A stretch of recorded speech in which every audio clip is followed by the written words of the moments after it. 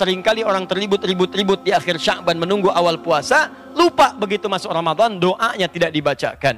Ada doa yang disampaikan langsung oleh Nabi setiap akhir bulan Sya'ban memasuki awal Ramadan. Jadi begitu kelihatan hilalnya, ya, kan nanti akan dilihat kan. Awas hati-hati yang namanya hilal, antum dicari setahun sekali tuh, ya. Teropong, tiba-tiba saya dikirim gambar habis maghrib. Kami cari capek-capek, ternyata dia di sini. Ada security pakai ini lagi tiduran, namanya hilal gitu kan. Itu teman-teman kalau bercanda begitu tuh. Ya, doanya saya tuliskan supaya bisa Anda catatkan atau Anda foto, atau yang tidak bergabung bersama kita dan pemirsa dimanapun Anda berada, Anda bisa lihat nanti untuk Anda capture kemudian. Ya. Allahumma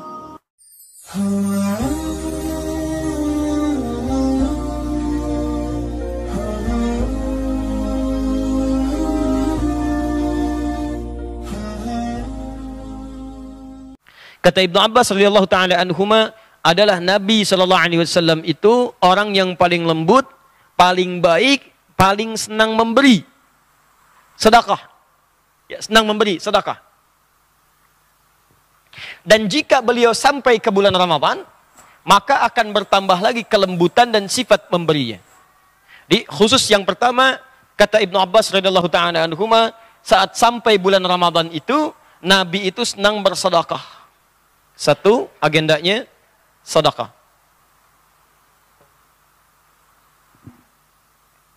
Hina yalqahu Jibril alaihi salam fi kulli lailatin min Ramadan fayudarisuhul Quran. Khususnya setiap akan menjelang malam Ramadan, maka beliau bertambah giat untuk mendekat kepada Allah, berinteraksi dengan Al-Quran. Setiap kedatangan malaikat Jibril. Jadi setiap malam itu malaikat Jibril datang ya kepada Nabi SAW. Apa yang dikerjakan? Nabi kemudian belajar Al-Quran, berinteraksi dengan Al-Quran di setiap bulan Ramadan. Amalan kedua, interaksi dengan Al-Quran.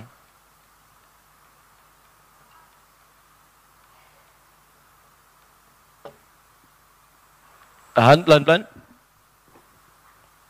Sudah? Ya, artinya saat Ramadan itu puasa sudah nggak dibicarakan, karena ibadah intinya kan puasa. Tapi saat Sya'ban, Nabi ternyata dilihat oleh Sayyidah Aisyah banyak menunaikan puasa. Puasa sunnah di Sya'ban. 3. Pelan-pelan. 4. Agak cepat ya, kita ambil 4 saja. Berdoa. Ini doa yang jarang dibacakan. Seringkali orang terlibut-ribut di akhir Sya'ban menunggu awal puasa, lupa begitu masuk Ramadan doanya tidak dibacakan. Ada doa yang disampaikan langsung oleh Nabi setiap akhir bulan Sya'ban memasuki awal Ramadan. Jadi begitu kelihatan hilalnya, ya, kan nanti akan dilihat kan. Awas hati-hati yang namanya hilal, antum dicari setahun sekali tuh, ya. Teropong, tiba-tiba saya dikirim gambar habis maghrib. Kami cari capek-capek, ternyata dia di sini. Ada security pakai ini lagi tiduran, namanya hilal gitu kan. Itu teman-teman kalau bercanda begitu tuh. Ya, doanya saya tuliskan supaya bisa Anda catatkan atau Anda foto, atau yang tidak bergabung bersama kita dan pemirsa dimanapun Anda berada, Anda bisa lihat nanti untuk Anda capture kemudian. Ya. Allahumma. Ya. Ini doanya. Allahumma ahillahu, ini doanya, alaina. Awas hati-hati, doa ini sangat penting, karena nanti akan menentukan apakah Allah akan memberi kita kekuatan atau tidak saat Ramadan. Nanti saya terangkan dan saya tafsirkan di akhir. 1 bilyumni, nanti saya baca ulang. Bilyumni wal iman,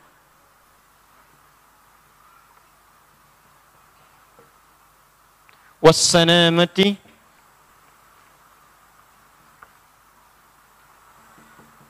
wal Islam,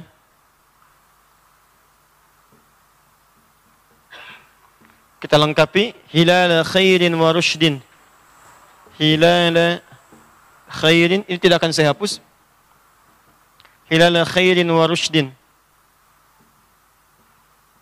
Rabbi wa rabbukallah, ini yang paling lengkapnya. Rabbi wa rabbukallah.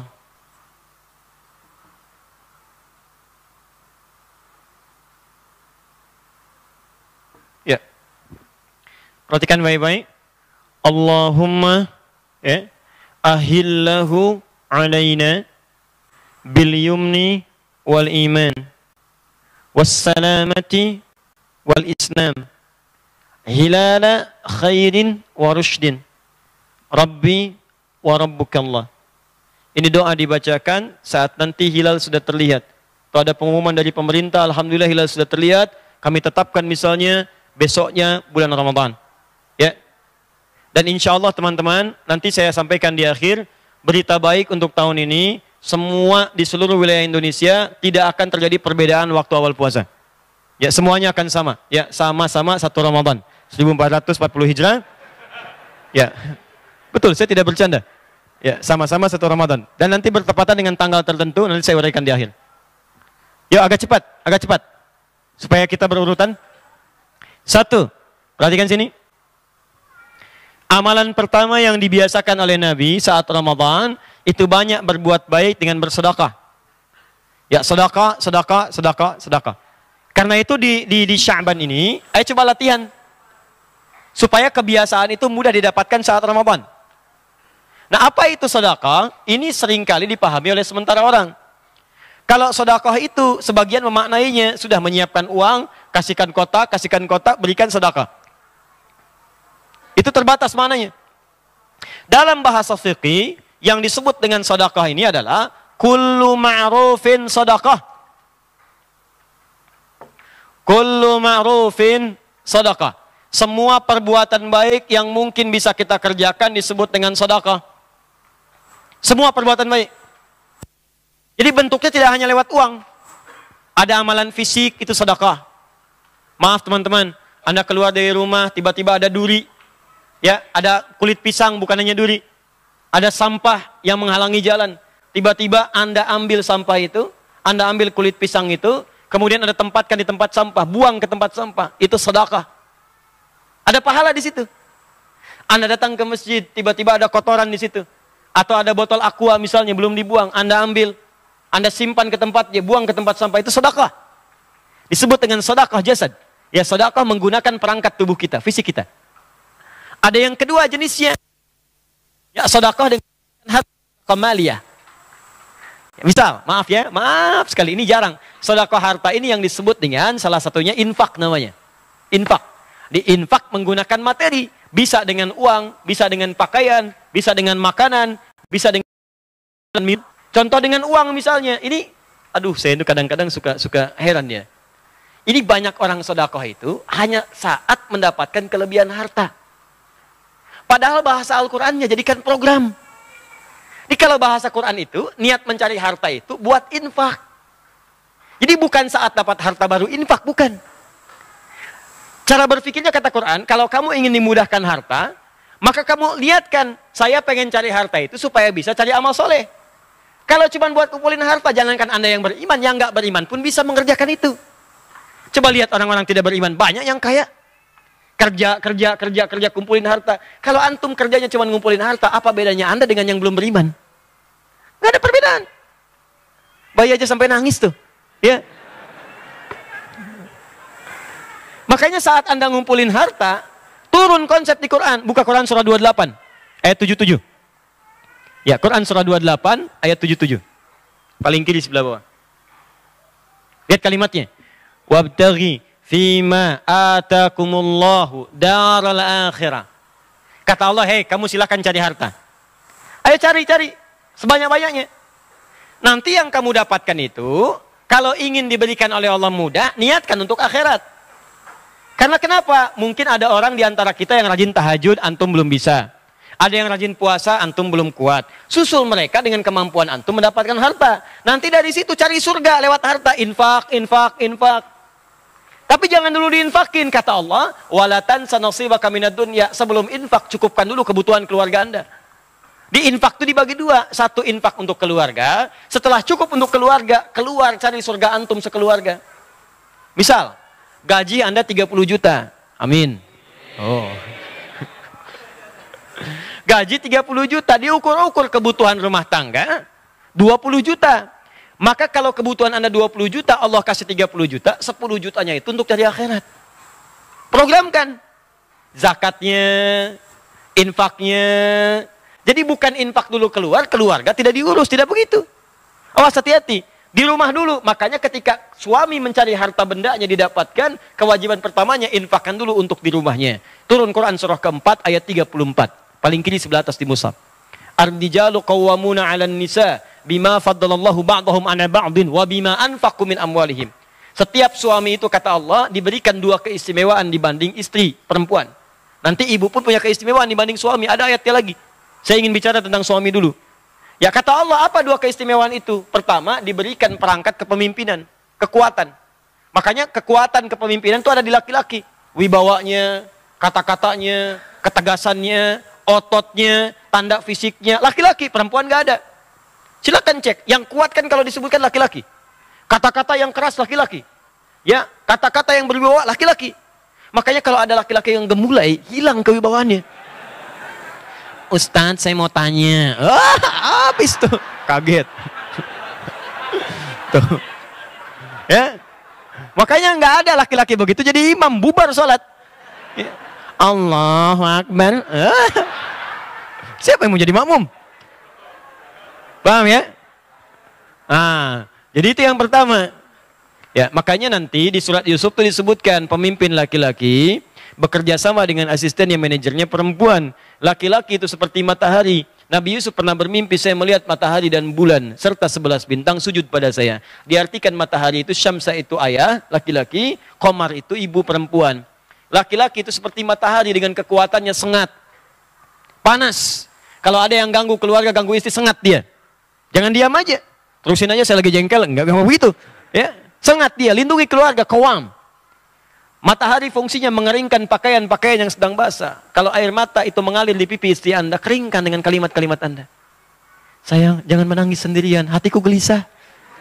Itu, catat. Itu maksudnya. Keringkan, keringkan, keringkan. Ya, perempuan seperti bulan. Bulan itu kan keindahan. Orang kalau mau lihat keindahan, nggak ada yang lihat matahari. Belum pernah saya tanya, mau kemana Pak lihat keindahan matahari? Nggak ada. Pasti lihat bulan keluar, indah, tampil. Demikianlah seorang istri yang baik. Begitu suami pulang lihat. Cantik fisik itu relatif, walaupun jelek mutlak. Ya. Tapi keindahan akhlak itu utama. Makanya Sayyidah Khadijah itu kan ketika Nabi melihat, tuh hilang kegelisahannya. Nabi itu sedang capek, lelah. Menerima dakwah, nyampe rumah, lihat wajah istri, baru lihat aja. Itu hilang kegelisahannya, baru lihat wajahnya. Dia bukan bicara masalah kecantikan fisik, bukan. Keindahan kata-katanya, keindahan tampilannya. Itu gimana caranya Bu? Suami pulang dari kantor, capek, pekerjaan menumpuk, nyampe rumah, ya di jalan dikelaksonin, dibalap orang gitu kan, gak enak. Nyampe rumah begitu lihat ibu buka pintu, Assalamualaikum, Waalaikumsalam. Lalu kelihatan ibu, Masya Allah, tambah masalah. Ya. Itu tandanya ada ketidaksesuaian. Belajar. Sekarang banyak buku tentang Khadijah. Banyak buku, ada cetakan A, cetakan B. Baca bagaimana Sayyidah Khadijah. Kalau yang gesit-gesit belajar dari Sayyidah Aisyah. Ya, kalau yang penyabar belajar dari Sayyidah Saudah binti Zam'ah. Semua ada keutamaan. Makanya sering saya katakan di episode yang lalu, kenapa Nabi diperkenankan menikah lebih daripada 4 istri? Karena semua istri Nabi mewakili seluruh karakter perempuan di muka bumi. Makanya ibu lihat-lihat dirinya kira-kira mirip siapa. Lihat cek karakternya. Lalu pelajari dari situ.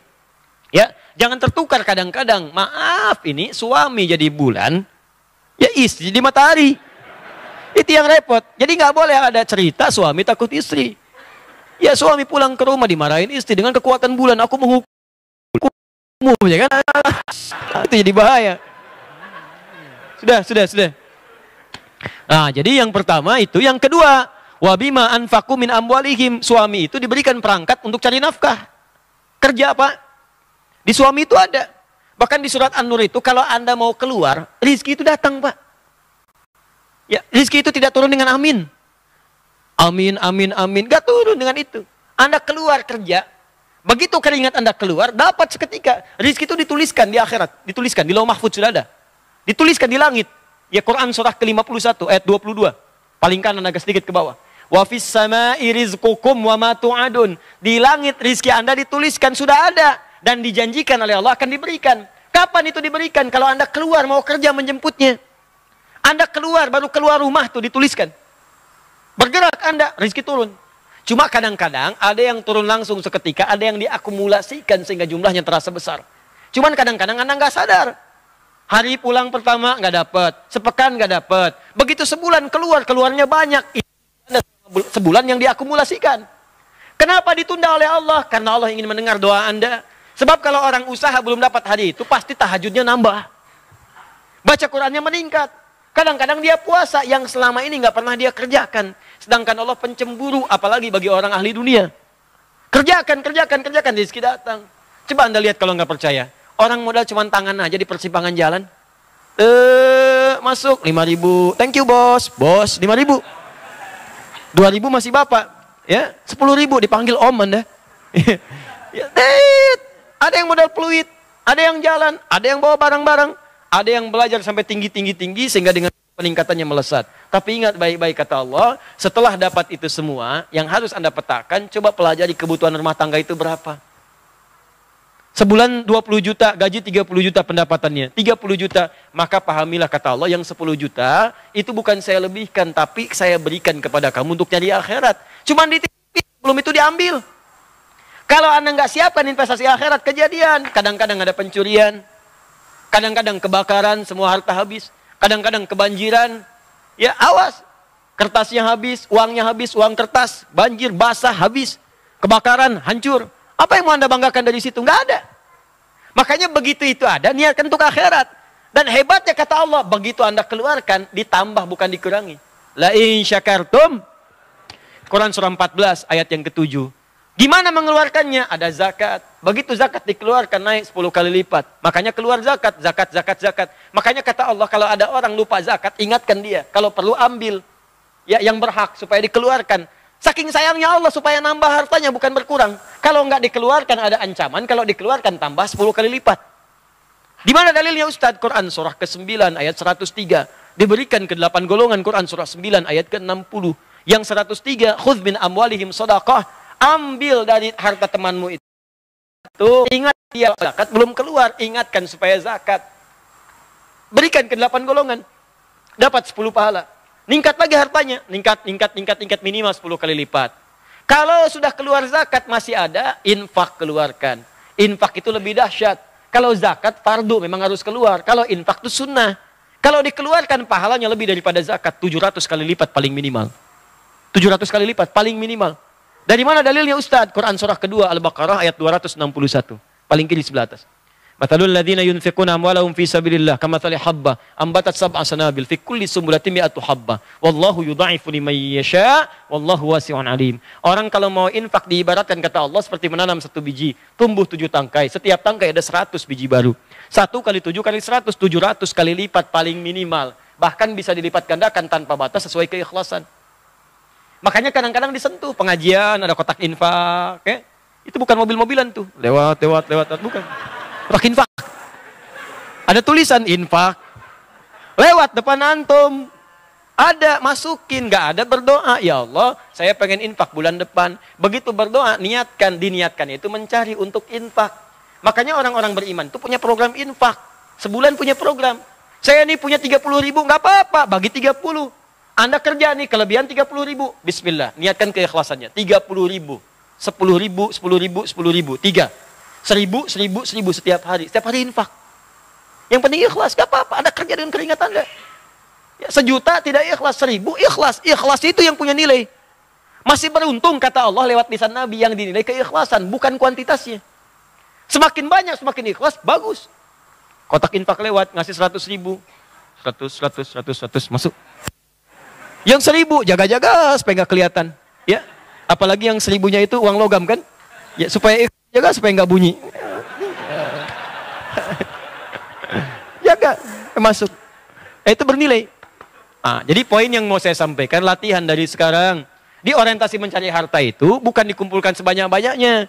Udah kumpul keluar zakat selesai, bukan. Caranya begini, antum niatkan pengen zakat, niatkan pengen infak, cari. Setelah begitu, buatlah pemetaan infak selama bagi pos infak saya bulan ini ada 50.000, bagi sebulan sekian. Pos infak saya 3 juta, bagi setiap harinya masukkan sini.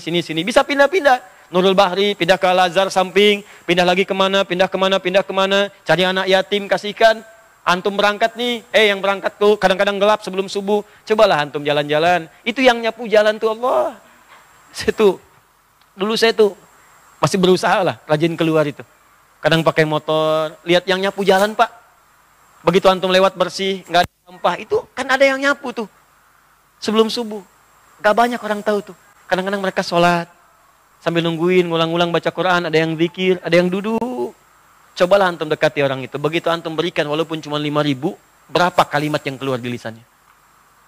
Pak, makasih Pak, Bu, ya Allah, mudah-mudahan dibalas dengan surga, mudah-mudahan disehatkan, orang tuanya dimuliakan. Itu yang keluar cuma 5.000, tapi doanya untuk bapak anda, ibu anda, anak anda, keturunan anda, pekerjaan anda. Dan orang itu seketika didengar oleh Allah Subhanahu wa Ta'ala. Bukankah doa yang paling didengar diantaranya doa orang-orang susah? Begitu antum berikan, seketika nyampe ke aras, mengguncang aras, turun kepada anda. Cobalah cari yang demikian. Minimal, kalaupun antum gak berharap, ada ketenangan dalam jiwa. Beda antara antum titipkan dengan ngasih sendiri itu lain. Berikan begitu keluar orang seperti itu, ya Allah. Indah sekali. Semoga selamat di perjalanan dia, tidak ada apapun dan sebagainya. Oh, itu indah gitu. Kenapa nggak punya program begitu? Nah sekarang sebelum nyampe ke Ramadan, coba siapkan anggaran anda untuk Ramadan. Karena Ramadan itu unik. Nanti anda tuh akan punya getaran di hati. Tiba-tiba mencatat mana yatim, mana fakir, mana orang miskin. Kalau anggarannya nggak ada, apa yang mau dikasihkan? Dari sekarang siapkan. Bismillah, untuk Ramadan tahun ini saya akan nyari uang. Uangnya untuk akhirat. Tiap hari saya dunia 11 bulan. Sebulan yang akan datang saya siapkan akhirat saya. Anggaran saya nggak akan banyak-banyak. Misal, kemampuan anda. Yang 300.000, 300.000. Yang cuma punya 3.000, 3.000. Yang 3 juta, 3 juta. Bismillah, siapkan. Hari pertama, keluarkan. Hari kedua, sini. Hari ketiga, itu pahalanya. Khusus untuk Ramadan, 10 kali lipat hari biasa. Anda sekarang infak 700 kali lipat. Infak kali 10 kali lipat lagi. Hadisnya Qudsi. Kitab Siam Al-Bukhari nomor hadis yang pertama. Paling kiri sebelah atas di kitabnya. Kullu amal ibni Adam, semua amalan anak Adam yudha'af, akan dilipat gandakan min asyratin ila sab'i mi'atin, dari 10 sampai dengan 700 kali lipat, illa siyam, kecuali puasa, fa innahu li wa ana ajzi bihi, karena puasa itu ditunaikan khusus untukku, aku yang memberikan pahalanya tanpa batas. Paling minimalnya wal hasanatu bi asyri amsalihha, setiap kebaikan dikali lagi 10 kali lipat hari biasa. Kali disiapin dari sekarang, rugi kalau anda nggak infak saat Ramadan. Ya, Ustadz saya nggak ada uang, makanan. Walaupun dengan sebiji kurma. Ustadz maksudnya harus cari kurma dulu, kan harus beli. Tidak. Anda punya pisang, kasih pisang.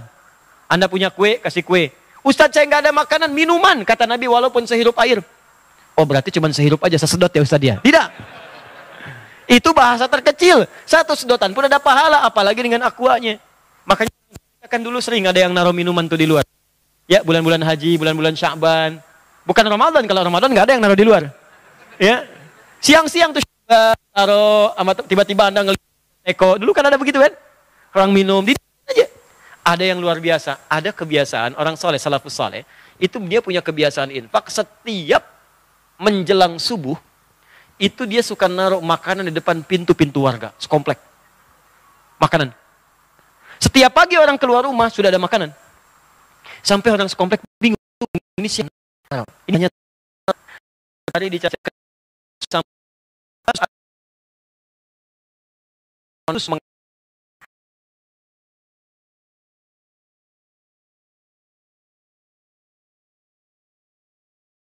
keluar subuh sudah ada lagi depan rumah mereka.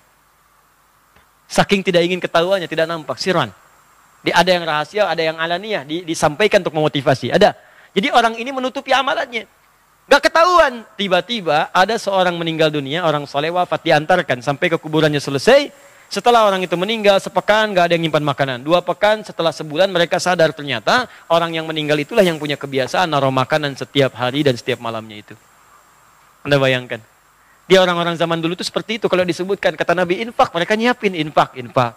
Ada anggaran. Jadi bukan saat dapat baru keluar, bukan. Diniatkan dari awal dan itu akan dipermudah oleh Allah. Orang yang usahanya karena akhirat, maka dunianya akan dikecilkan oleh Allah. Maksudnya dimudahkan bagi dia. Kalau nggak percaya silahkan. Dari sekarang, ya Allah, saya sudah berusaha menunaikan sholat, tahajud, saya sudah lakukan. Namun selama hidup, ya Allah, saya belum maksimal untuk zakat. Mohon berikan rezeki pada saya, ya Allah. Sebelum saya wafat bisa berzakat 25 juta aja. Misal, zakat kan 2,5%. Jadi kalau Anda minta zakat 25 juta, Allah akan berikan 1 miliar untuk Anda. Ya, 2,5% dari 1 miliar kan 25 juta. Ya, maka selebihnya pakai untuk infak. Untuk yang lain. Nanti untuk Ramadan siapkan ini. Siap insya Allah? Siap ya? Jangan cuma siap, tapi nggak ada gitu. Ya. Saya minta betul-betul serius. Ya, saya minta serius, kerjakan. Ya, jadi ayat Ramadan itu diikat dengan kata la'allakum, la'allakum tattaqun. La'allakum itu dalam bahasa Arab disebut harfu taraji. Harfu taraji itu huruf yang menunjukkan harapan yang ingin diraih, tapi tidak akan didapatkan kecuali dengan serius dan kesungguhan. Jadi tidak semua orang puasa bisa mendapatkan takwa kecuali yang sungguh-sungguh, yang serius. Tidak semua orang sedekah dapat pahala kecuali yang serius. Kedua, siapkan agenda interaksi dengan Al-Quran. Dari sekarang latihan, supaya saat Ramadan jadi kebiasaan. Ada 3 jenis caranya. 1, memperbanyak bacaan disebut dengan qiraah namanya. Apa namanya? Qiraah. Ayo banyakin dari sekarang baca. Maaf ya, maaf. Masih bulan Sya'ban, sekarang belajar dulu baca dengan benar. Bukan memperbanyak khatamnya, yang dibaca itu benar. Bacaan benar itu yang diperbanyak. Jadi jangan sampai ngejar khatam tapi bacaan panjang pendek gak beraturan. Udah lil muttaqin fi qulubihim la yukalifullah. Bukan begitu caranya. Ya, Anda belajar tajwid dulu, baca dengan baik dan benar.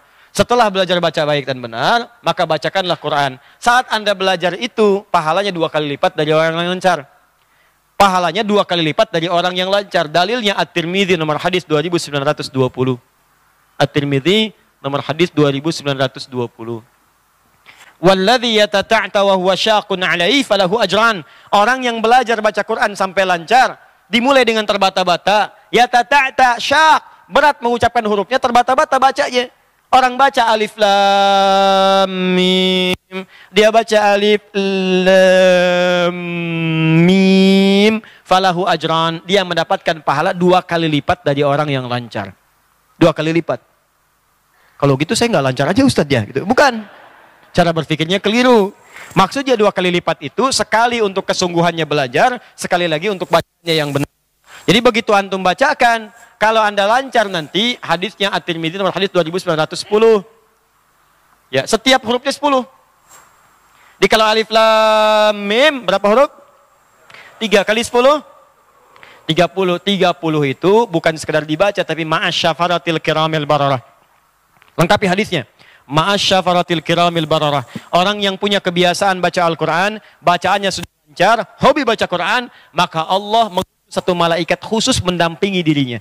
Malaikat itu disebut dengan kiramil bararah. Dia orang yang ahli Quran, rajin baca itu di sampingnya ada malaikat. Namanya safaratil kiramil bararah. Jadi malaikat yang kiramil bararah, menjaga kebaikan. Makanya orang yang rajin baca, merubah perilakunya jadi baik. Makanya nggak ada ahli Quran yang kotor.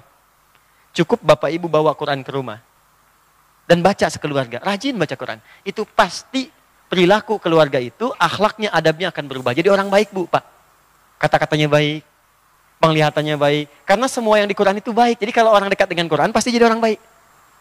Tilawah aja, tilawah dulu, rajin. Qiraah rajin. Pasang agenda, pada subuh, pada maghrib. Dulu kan waktu pada maghrib tuh dulu, saya aja masih, sekarang saya usia masih 35 tahun.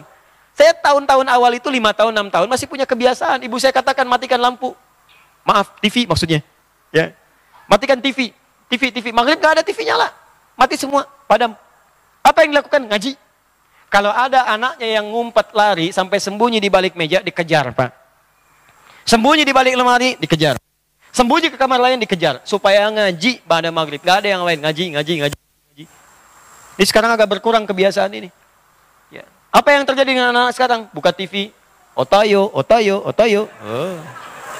TV lagi, Robo Karpoli, Eli, Embers, ya. Buka lagi, ada Tobot X, Tobot Y, Tobot Z. Dan sekarang TV naruhnya itu pas waktu-waktu sholat. Yang kedua, waktu anak-anak itu harus tidur. Itu yang bahaya, anak-anak harusnya tidur, dipaksa nonton. Sehingga kualitas tidurnya itu terganggu. Bangun-bangun, memorinya kurang. Ingatan terganggu, capek, lelah, besok yang nggak semangat sekolah. Anda bayangkan. Nah itu di kekinian, kita robah lagi. Kami di Bekasi membiasakan sekarang. Sudah, semua ke masjid. Dan kita buat senyaman mungkin di masjid. Sampai ada anak yang kalau liburan, sedang libur sekolah, nanya ke bapak ibunya, kapan lagi ke masjid? Ada lagi yang paling hebat. Ada anak yang gak mau liburan keluar kota, pengennya ke masjid. Kalau sudah senang anak di masjid itu begitu. Silahkan mereka cerita. Belajar sejarah, ngerjain PR di masjid, dibantu sama gurunya, cerita macam-macam. Habis ngaji, belajar sirah, belajar ibadah. Habis itu pada main bola. Yang nonton bapak ibunya sebelum jemput. Anak datang 5:30, pulang 8:30. Dan gak ada yang mengeluh, Pak. Jadi kalau masjid bikin enak, nyaman, semua anak ke masjid, saya tuh pengen mendengar satu saat ada anak tuh berkata begini, Pak, Mama kapan Idul Fitri lagi? Kapan Idul Adha lagi? Kapan Ramadan lagi? Karena dibuat senyaman mungkin bagi anak. Ramah, kapan ke masjid lagi? Ya, makanya diajarkan, Pak, ke masjid, Bu, anak-anak itu usia 3 tahun, 4 tahun di bawah. Kalau bisa sebelum waktu sholat, ajarkan. Ini nanti safnya begini, orang sholat begini, azan begini. Supaya saat sholatnya tertib. Ini orang tua kadang-kadang agak beda. Anaknya ramai di rumah, kalian ribut aja, main sana ke masjid. Ya main dia ke masjid. Makanya saat di masjid dia main. Ini, kira. Nah, kalau Anda biasakan sekarang, Ramadan sudah lancar. Begitu lancar Ramadan, Anda bacakan. Pahalanya berapa? Pahalanya naik. Khusus untuk Ramadan kali 10 lagi. Jadi kalau Anda sekarang baca, pahalanya 10. Ramadan baca, pahalanya 100 setiap hurufnya. 100. Ya Pak, Ibu kalau ingat bicara pahala, gini cara memahaminya. Kalau bicara pahala, ingat dosa. Gitu. Di pahala itu lawannya dosa. Amal soleh melahirkan pahala. Mengangkat kita ke surga. Amal salah melahirkan dosa. Menjerumuskan ke neraka. Rumus menggugurkan amal salah, perbanyak amal soleh. Sehingga pahala ini bisa menutup dosa. Itu di hadis Muslim rumusnya. Jadi kalau Anda sholat, Anda berbuat salah. Sebelum sholat membicarakan orang. Kemana sih Pak Fulan? Gak ada. Kayaknya terlampau soleh deh, udah gak ke masjid lagi misalkan. Terus Anda sholat nih. Maka pahala sholat Anda akan diberikan kepada orang yang digibahkan tadi. Tutupkan langsung. Hati-hati. Jadi kalau Anda belum terpikir berbuat amal soleh, coba ingat-ingat amal salah. Berapa banyak dikumpulkan. Kecuali Anda merasa sudah gak punya dosa.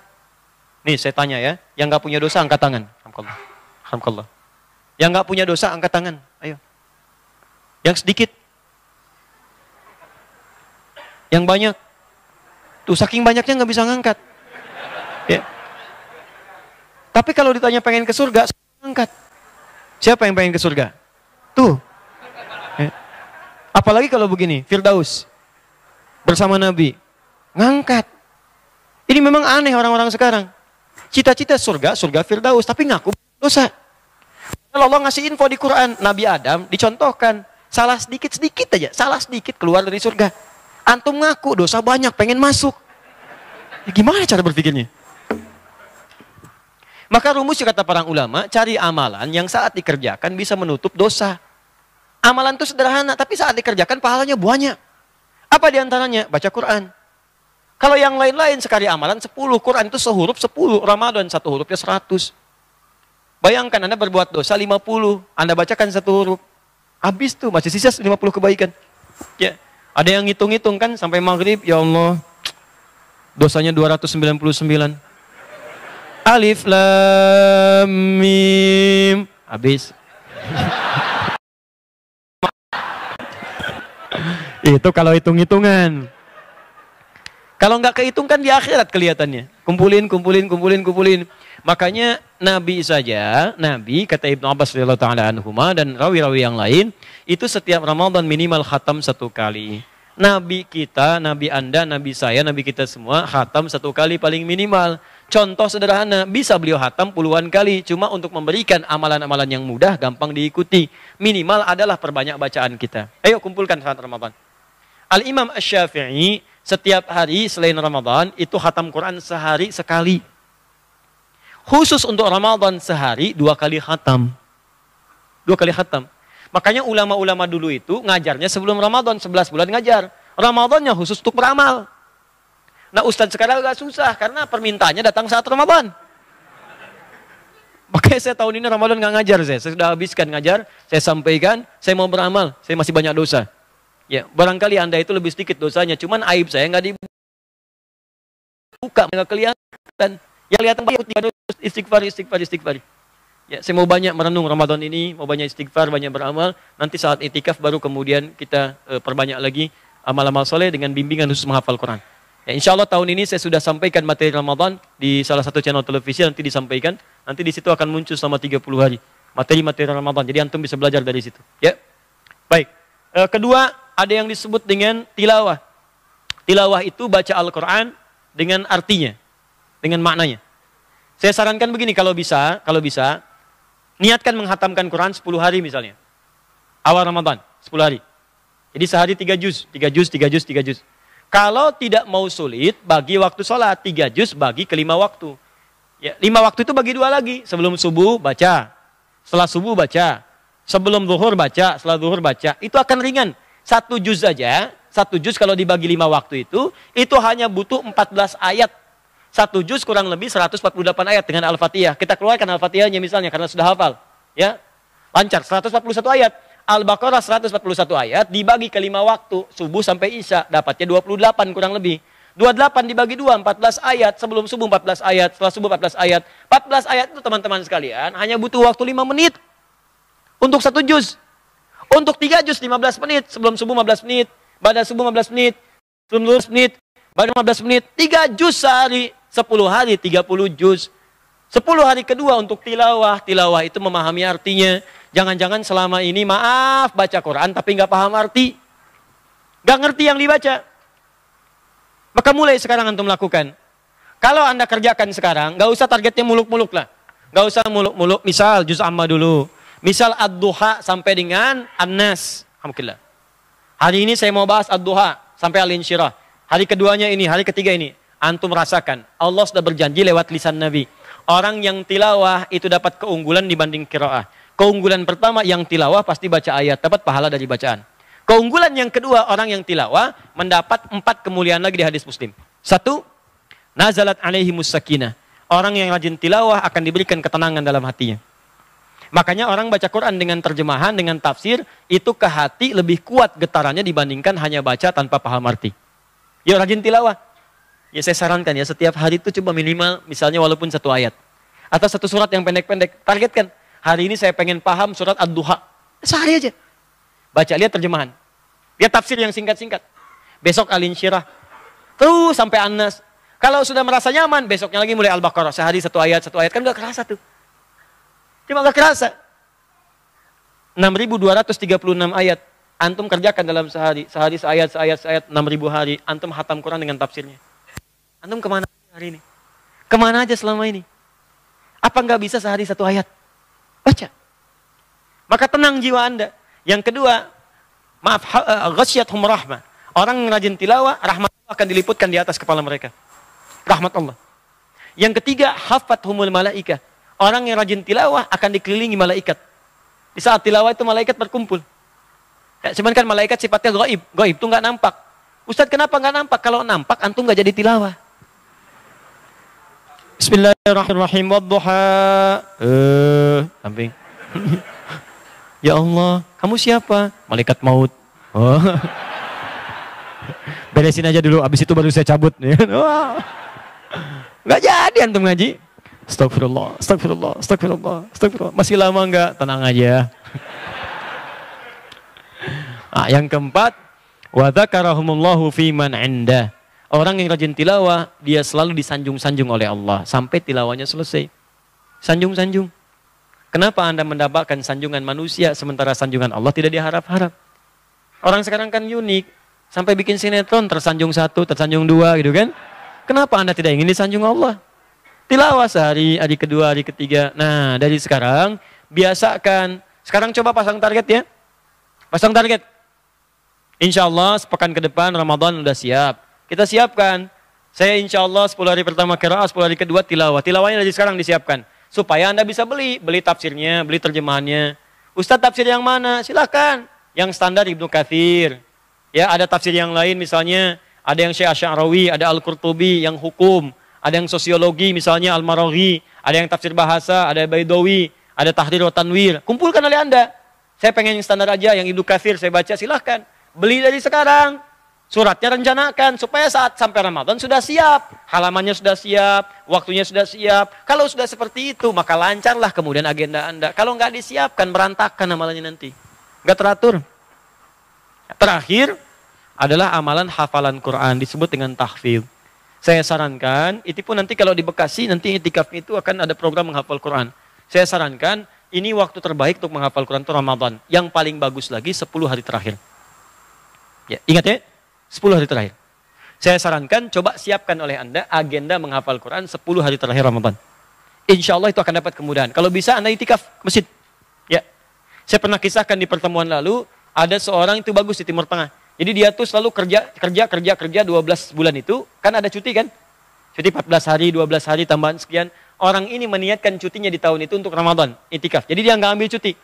Nggak ambil cuti. Cutinya dia kumpulkan untuk itikaf Ramadan. Begitu Ramadan, dia ambil cuti untuk itikaf. Dan hebatnya, dia targetkan saat Ramadan itu, itikafnya cutinya untuk menghafal Quran, targetnya 3 juz dalam 10 hari. Dia sampaikan pada istrinya support. Kata istrinya siap, disiapkan semua. Mushafnya, segalanya, kelengkapannya, bekalnya. Jadi yang disiapkan tuh bekal menghafal. Ini kadang-kadang orang itikaf, bekal tidur yang dibawa. Ke masjid bawa kasur, bawa bantal. Ya, sekarang kan banyak modifikasinya begitu. Niatnya cuma pindah tempat tidur. Ya, yang diingatkan tuh ibadah, ke masjid itu bawa program. Program apa selama 10 hari itu? Siapkan. Program istighfar, jam berapa istighfarnya bangun. Program baca Quran, menghafal. Ternyata saat dia menghafal, istrinya pun menghafal di rumah. Begitu selesai itikaf pulang berbinar wajahnya. Ummi, mama, hafidtu zauji, sayang aku sudah hafal 3 juz. Masya Allah kata istrinya, bahagia menyambutnya, dicium tangannya mengucapkan selamat. Tanpa mengabari pada suaminya kalau istrinya di rumah sudah 10 juz. Ini kisah nyata. Ya, ada kemudahan dari Allah. Jadi kalau suami itikaf, istri nggak bisa ke masjid untuk itikaf, istri siapkan untuk bisa juga menggunakan agenda-agenda 10 hari terakhir Ramadan di rumahnya. Ustaz bolehkah itikaf sebagian? Boleh. Para ulama mengatakan boleh. Karena pernah ada seorang mengadu kepada Nabi, zaman Nabi, ya Rasulullah, saya masih ada pekerjaan, nggak bisa full ke masjid. Kata Nabi, ambil sebagiannya walaupun tak bisa seluruhnya. Maka malam-malamnya dia datang, siang ini bekerja lagi. Karena itu ada sebagian orang sekarang malam-malam datang ke masjid, ngambil sebagian itikaf. Begitu sudah libur, ambil 3 hari belakangan untuk menetap di masjid. Ya, menetap itikaf sempurna. Mudah-mudahan amalannya diterima, dosanya diampuni oleh Allah Subhanahu wa taala. Ya. Nah, itu kemudian yang nomor 3, siapkan puasa sunnah dari sekarang ya. Ya, sama-sama saya juga berusaha, kita saling mendoakan. Kita puasa supaya saat masuk Ramadan tubuh kita sudah terbiasa. Metabolismenya teratur, tubuhnya sudah siap, jangan-jangan nanti mohon maaf karena nggak biasa puasa, tubuh kita kaget saat masuk Ramadan. Makanya kata Sayyidah Aisyah, Nabi itu banyak puasa di bulan Sya'ban untuk mencontohkan pada umat supaya jadi kebiasaan sampai Ramadan sudah terbiasa. Jangan sampai nanti nggak pernah puasa, begitu Ramadan susah. Ya, pernah ada saya nyampaikan berita kawan saya, ada seorang preman tobat bagus. Nah, tobatnya mendekati Ramadan karena nggak biasa puasa, dia puasa, karena sudah tobat dia puasa. Ya, siang-siang di aktivitas jalan. Begitu jalan, muncul hasrat ketegasannya. Karena ada rumah makan buka siang-siang. Datang ke situ. Dimarahin yang punya rumah. Pukul mejanya. Apa nggak bisa menghargai orang puasa? Kalaupun mau buka, tutup dong pakai tirai katanya luarnya. Tutup sama dia. Ya, gemetaran dia tutup. Begitu ditutup, preman ini keluar lagi ngintip. Kanan kiri nggak ada. Pak, es teh manis 1 ya katanya. Nggak kuat dia rupanya. Ini kalau nggak kebiasaannya begitu. Ya, siapkan ya. Ya. Kalau saya ngalami sendiri di Kalimantan, saya berdakwah sampai ke pelosok, sampai ke hutan-hutan, sampai ke suku Daya. Pak, Bu, suku Daya itu saya ke Leh Nias Bing, itu terdalam lah di Kalimantan, di Kalimantan Timur. Itu Masya Allah. Jadi begitu tahu, disampaikan kita akan datang, Allahu Akbar, saya sampai terharu saat itu. Ada yang lewati hutan-hutan, gunung, lembah, sungai-sungai. Itu dahsyatnya mereka, Pak, Bu. Itu saya mau datang jam 2 ngajar, jam 12 udah di musola mereka dari kayu dibikin. Dari daerah-daerah semua nyiapkan makanan untuk bekal di jalan. Jalan kaki itu. Di jalan kaki nyiapin makan. Ya. Di mereka kumpul, makan itu bagaimana nyiapkannya? Sepunya-punya mereka. Yang punya ayam, masak, nyiapin ayam. Punya telur, punya nasi aja. Nanti mereka bawa, begitu kumpul di situ disatukan. Digabung semuanya, digabung. Nanti selesai pengajian mereka makan, jadi saling tukar tuh. Karena dikumpulkan kan nggak tahu mana yang ayam mana yang bukan.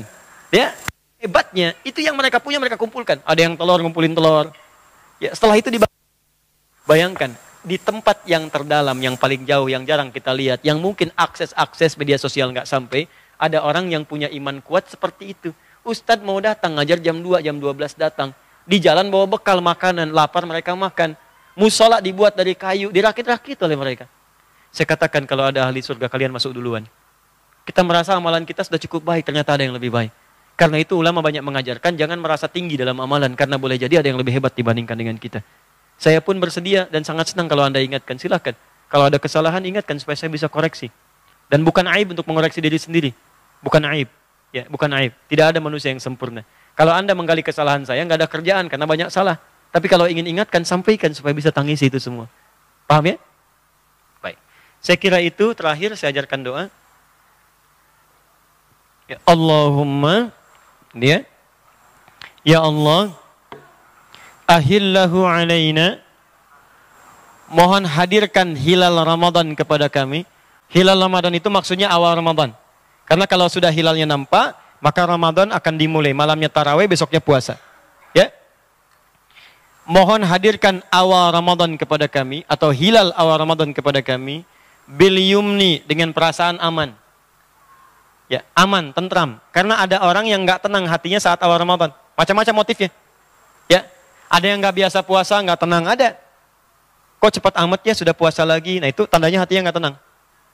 Ada yang nggak tenang karena masalah ekonomi. Bagaimana sahurnya besok, pakai apa, bukanya bagaimana? Ada. Ada yang nggak tenang karena masalah penetapan waktu. Ya, ini sebenarnya puasanya besok atau lusa sih? Pengumumannya belum ada. Nah, itu keadaan nggak tenang. Maka ketika kemudian hilal mulai diru'yat, mulai dilihat, Anda minta berdoa kepada Allah supaya saat Ramadan bisa mendapatkan ketenangan dari awal sampai akhir Ramadan. Awal sampai akhir. Saya katakan insya Allah tahun ini, nanti detailnya saya sore sampaikan saat di Bekasi. Tahun ini insya Allah tidak ada perbedaan, semua akan sama di Indonesia, waktunya serupa, awal Ramadannya akan bersamaan. Satu Ramadannya akan bersamaan. Jadi tanggal 5 itu, 5 Mei tahun 2019, hari Ahad sudah terjadi konjungsi. Konjungsi itu bahasa Arabnya ijtima. Ijtima itu penanda akhir hari dari satu bulan. Di Sya'ban berakhir di hari itu. Posisi matahari, bumi dan bulan berada sejajar di garis horizon. Ya karena sejajar nanti di waktu maghribnya, matahari tenggelam, nanti bulannya mengikuti saat tenggelam matahari, hilal masih nampak. Alhamdulillah ijtima'nya terjadi di hari Ahad tanggal 5 Mei, posisinya jam 5 pagi, jam 5 lewat 48, 20 detik. Saat maghrib, ini kan posisi matahari terus tenggelam kan? Dari jam 5 pagi kan terus kan mengarah ke barat kan? Ke barat, ke barat, ke barat, ke barat, ke barat. Begitu sampai ke maghrib, tenggelam, bulan hilal masih nampak. Ketinggian hilalnya sudah 5 derajat. Ya, 5 derajat, 40 menit, 20 detik posisinya. Karena 5 derajat di atas 2. Biasanya kan yang hisab yang paling di atas 6, awal puasa. Yang ru'yat ketinggian itu standar paling pertengahan 2 derajat. Pemerintah menetapkan 2 derajat. 2 derajat besoknya pasti akan puasa. Karena itu, karena ketinggiannya 5 derajat, insya Allah hari Senin tanggal 6 Mei akan bertepatan dengan 1 Ramadan.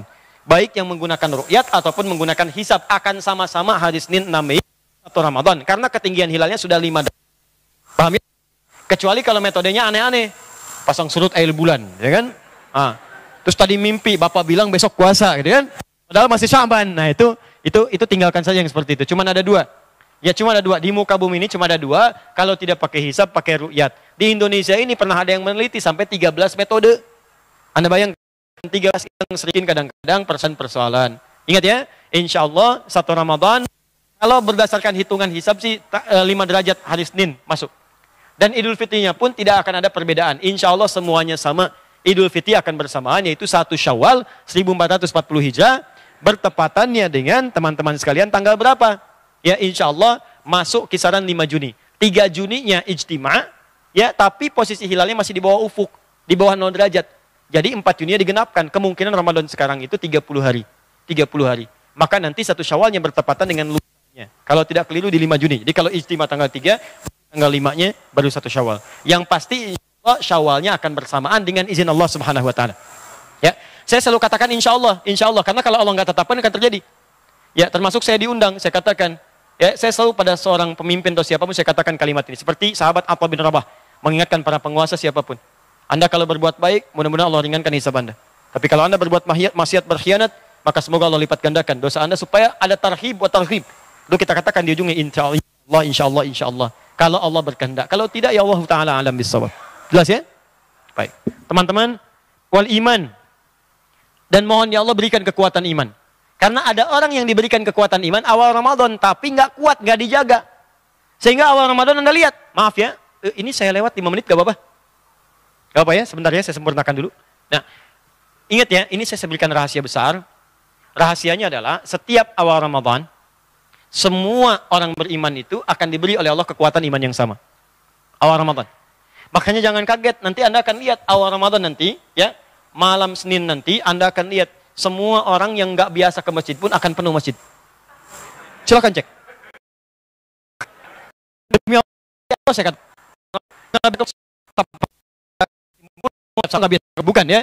Yang saya ingin katakan, banyak orang ke masjid. Yang nggak biasa baca Quran, malam Ramadan, nenteng mushaf. Tilawah. Nah, jadi penuh, masjid penuh tuh. Penuh.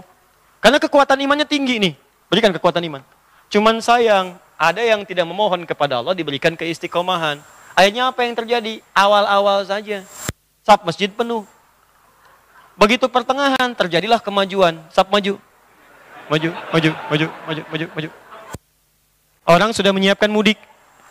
Mudik. Disiapkanlah bakal untuk pulang. Tiket kereta udah habis. Pesawat udah habis. Tiket bis sudah habis. Ya, dia siapkan bekal-bekal, dia cari bekal dunia. Silakan Anda lihat, kan yang di awal kan fenomena mudik tuh.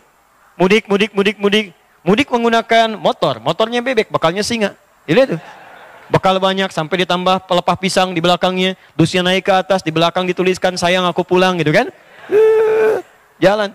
Cuman dia tidak sadar ternyata malaikat maut sedang menunggu mudik. Banyak orang menyiapkan mudik dunia, tapi dia tidak sadar bahwa dia akan mudik ke akhirat sampai kembali kepada Allah. Karena itu Ramadan tahun ini mesti beda. Rasakan barangkali Anda akan pulang. Sekalipun harus pulang ke tempat Anda di desa, jangan kehilangan momen Ramadan untuk meningkatkan amalan. Ya, berdoa kepada Allah. Wal iman, ya Allah, dan berikan saya kekuatan iman sampai terakhir Ramadan. Wassalamati, berikan keselamatan. Karena ada orang-orang awal puasa sehat, pertengahan sakit. Minta pada Allah dijaga supaya selamat.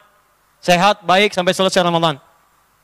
Wal Islam, berikan kekuatan berislam. Islam itu maksudnya amalan. Kalau iman kekuatan dalam dirinya, Islam itu bentuknya amalan. Makanya ketika ditanya tentang Islam, jawaban Nabinya 5. Anta syahada alla ilaha illallah wa anna Muhammad Rasulullah. Syahadat, amalan lisan. Kan? Wa tuqimus shalah, salat, amalan fisik. Salat, amalan. Ya? Kemudian wa tu'tiyaz zakat, zakat, amalan harta. Wa tasuma Ramadan, puasa, amalan. Wa tahujjal baita in istata'ta ilaihi sabila, haji, umrah, amalan.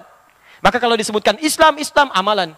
Mudah-mudahan selama Ramadan ini amalan kita meningkat, baca Qurannya meningkat, ya, puasanya meningkat, zakatnya meningkat, infaknya meningkat, ini wal Islam. Hilal khair, mudah-mudahan hilal kali ini membawa pertanda khair kebaikan, warusdin dan petunjuk perubahan. Rusdin itu petunjuk tobat, berubah jadi baik. Mudah-mudahan selesai Ramadan lebih baik daripada sebelum Ramadan. Banyak orang tobat dari maksiat, banyak orang hijrah, banyak orang berubah. Hilal khairin warusdin. Rabbi wa rabbukallah. Dan kata Nabi, niatkan ikhlas karena Allah, karena Rabb kita. Karena kenapa? Ada orang puasa, jangan-jangan kelihatan semangat tapi tidak ikhlas. Tidak ikhlas. Salatnya ikut-ikutan tarawih saja. Imamnya karena terasa baik bacaan, diayun-ayun suaranya. Melodi dibagus-bagusin. Hati-hati, itu tidak kelihatan, tipis. Tapi niat itu menentukan. Hari pertama di Nurul Bahri, besok-besok pindah. Kenapa? Nurul Bahri kepanjangan. Saya mah pengennya ikhlas aja gitu kan. Kata Ustadz kan ikhlas, kejarnya al-ikhlas. Allah. Ya. Nah, ini juga persoalan. Nah, ini doanya. Tolong dicatat, nanti bacakan di penghujung bulan Sya'ban. Ketika nanti terjadi proses ru'yatul hilal, begitu diumumkan, berdoa Allahumma hillahu. Ya bilyum alaina bilyumni wal iman. Wassalamati wal islam. Ya, kemudian hilal khairin wa rushdin. Rabbi wa rabbukallah. Paham insyaAllah? Bisa dimengerti?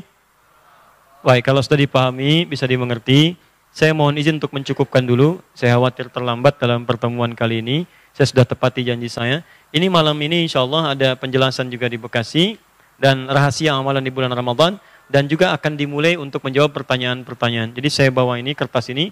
Mudah-mudahan jadi pertanyaan pertama yang saya bacakan di malam hari nanti. Sesinya insya Allah ba'da isya untuk pertanyaan. Ba'da maghribnya dimulai ta'lim. Jadi ba'da maghrib sampai dengan ba'da isya. Demikian teman-teman sekalian. Subhanakallahumma bihamdika asyhadu an la ilaha illa anta astaghfiruka wa atubu ilaik wa akhiru da'wan alhamdulillahi rabbil alamin wal afu minkum. Assalamualaikum warahmatullahi wabarakatuh.